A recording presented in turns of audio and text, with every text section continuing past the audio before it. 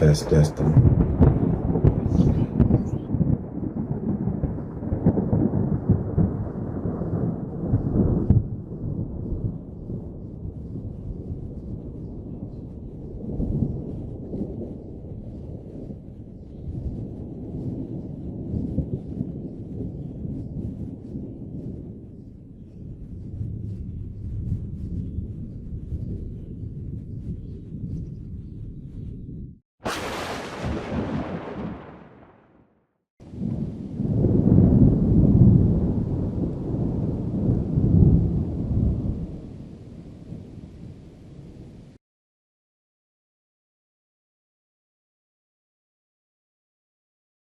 Hey, what's happening?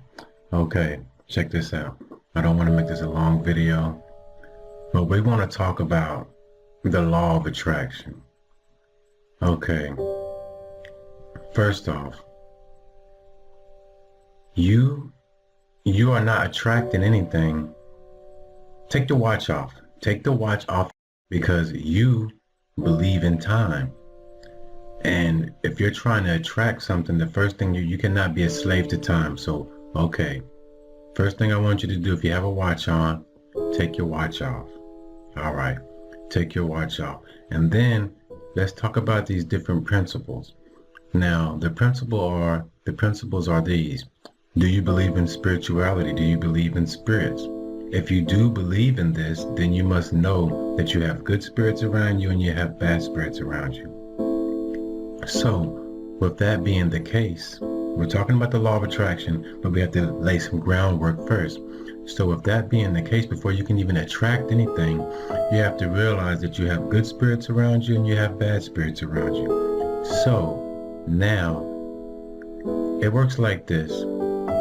If say I'm on a football team, do I just say, I'm going to throw the ball to you to the right, number 88, I'm throwing the ball to you. You go out there, you turn right, I'm throwing it to you. Do I say that out loud so the other team can hear? No, I do not. I say blue 77 snag right because I know that I have an adversary, so I cannot let the adversary know where I'm going. So when you are using the law of attraction, you're supposed to speak stuff. But what people aren't telling you, when you are speaking stuff into existence, you are putting up adversaries. You're making blockages for yourself because you are supposed to speak it out loud. Here's what comes to play in talking in tongues, because there's two different ways to talk in tongues. Well, there's actually three ways. There's one way is what some Christians do, not all, but they get up on stage in front of everybody and they start just talking mumbo jumbo. Okay, that type of stuff right there, you're not supposed to do that. Talking in tongues is, say I'm from Central Asia, the spirits hit me and now I'm speaking in German. Or I'm from America, the spirits hit me and now I'm speaking in Egyptian. These are languages and dialects, foreign tongues these are languages and dialects that are foreign tongues to me. Stay with me. They're talking about the law of attraction. So now, that's one way. Now the other way is talking in tongues is knowing what's going on in your mind, knowing what's going on in your spirit, and then just speaking that out, whatever language that is, whatever comes out of your mouth, but using your mind. So now you are speaking into existence. You are attracting what you want, but you're using your soul to commune with the Most Highs or your higher power. This is not going to be a way for it to be intercepted by the enemy. So when you're talking about the law of attraction, the very first thing that you have to do is make sure that you're going to be heard and you do not have adversary. So, and also, that's why I said take your watch off, because time is irrelevant. You're just a slave to time if you're wearing a watch. So take your watch off, because first you need to lay down on your back, slow your breathing down, and begin to meditate. And I want to know this. You people out there that are praying or sending your Polars up for 2 or 3 minutes at a time, or you're spending 50 seconds a day praying or whatever, who are you talking to? Because these spirits and the Most Highs and the creators and all them, they're probably eternal or living on for an infinity. So 1,000 years is like a blink of an eye. So what is your little 3 seconds or your little 30-second pilar, your little 50-second, your little 5-minute prayer doing if you really want the spirit to move on you? And the good books will tell you this. If you really want the spirit to move on you, it takes about 30 minutes. 30 minutes of silence and calm and still. So once you've laid down and you've relaxed and you've forgotten about time and you begin to commune with the spirits internally that are inside of you, because it says in the good books, as above, so below. We are not gods, but we are children of the Most High, so that spirit is in us. So when you want to attract something, it takes time. You're going to need at least 30 minutes of just relaxation, mind free, and your stomach should begin to throb. Because your soul is located in your stomach. So if you're listening to this trying to attract $1 million or trying to attract some fine woman, listen, one of the best things that's happened to me in my life is that I have not got all the things that I've prayed for. Because when you attract certain stuff, and sometimes you have guardian angels that are looking out for you, they're like, you're trying to attract $1 million. Well, you know you got 2 or 3 friends that are going to kill you and put you in your own backyard for you attracting that money, because you do not.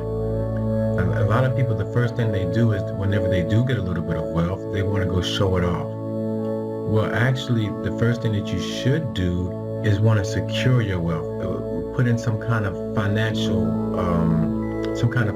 investments. And then if you do have friends, you don't want to go around your friends and show them your nice, shiny, fancy car. You want to go around them and see if any of them have that will, if any of them have that ambition, if they want to get out of that situation that they're in. So there's a lot of things that go along with the law of attraction. This is not your first, whoever watching this is not your first video that you've watched on law of attraction. This is not your first time listening to this stuff. But this should be your last time, because I'm giving you the foundation for you to be able to attract the things that you want. And it's on a spiritual level. People are trying to teach about attracting money instantly because they want to get views and watches. You should not want to attract money. You should not want to attract material things. We are spiritual beings. We want to get lighter. We want to start letting things go. You want to live lighter. So what you want to attract is a more comfortable lifestyle. None of us came to it, and I have him on my playlist. His name, a guy named is Santos Banaki. And one of his favorite quotes that I love is, who would ever want to come to this planet to get a job, to work? No, me, I want to do good works, and I want to keep up the good fight. Now, you have to remember, when you are dealing with the law of attraction, you want to manifest and speak into existence a more comfortable life. It's not for you to get a Ferrari. It's not for you to get a more beautiful wife. It's not for you to get $1 million in the bank. This is all about, everything is about currency. You see, money has no owners. You've heard this before. Money has no owners. It only has spenders. And money is just paper. Gold is just something for another being's atmosphere. What you can own your currency. You want to have a good currency coming through for you and your family and your loved ones. And if you have children, then you should manifest land, because land, a couple of acres of land where you can have an acre to farm and do agriculture and make yourself self-sufficient. Because one day when they come turn this internet off, when they come shut that power grid down, you're not gonna, all those fancy cars and stuff, when they make gas $100 a gallon, you see. So stop trying to attract things that are not going to do anything to help you spiritually. Once you get on a high spiritual level, you will realize that all this stuff is just an illusion. The only real world is the dream world. And the best way for you to attract stuff is to master yourself and put yourself in dream world. Is when you're going to sleep, you're not putting yourself in dream world. You're falling in the dream world. But when you're meditating, you are getting into that dream realm. You're putting yourself there, and then you can begin to commune. So let's go back all the way back to the beginning. So when we're talking about the law of attraction, the first thing we need to do is take the watches off, throw time out the window. The second thing we need to do is make sure that we're going to wait, get into the spirit, slow our breathing down, lay down, relax, calm yourself. Send your prayers up, your meditation. I don't care what religion you believe in, but just don't let that religion be an anchor to hold you down. But when you are going to attract stuff, the time has to go out the window, and you have to make sure that whatever you're manifesting, you're not trying to manifest and attract physical wealth or physical things. People are telling you can attract money, you can attract this, you can attract that. How is that going to help you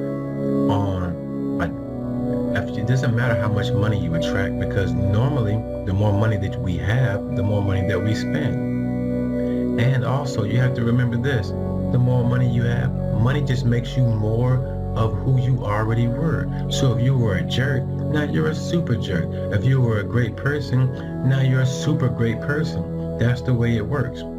So I don't know who's listening to this, but if you are going to master the law of attraction, you must master yourself first. So it starts with your breathing. It starts with your breathing, and then it starts with your mind, and then it starts with attracting a more comfortable lifestyle for yourself, because you don't want to get out here and work 40 hours a week where you're not spending any time with your children, and then when you do get off of work, you're tired, or you're working 2 jobs. Or if you get $1 million, say you hit the lottery, you get $1 million, you party yourself to death, or you just give the money away, or somebody comes and tricks it from you.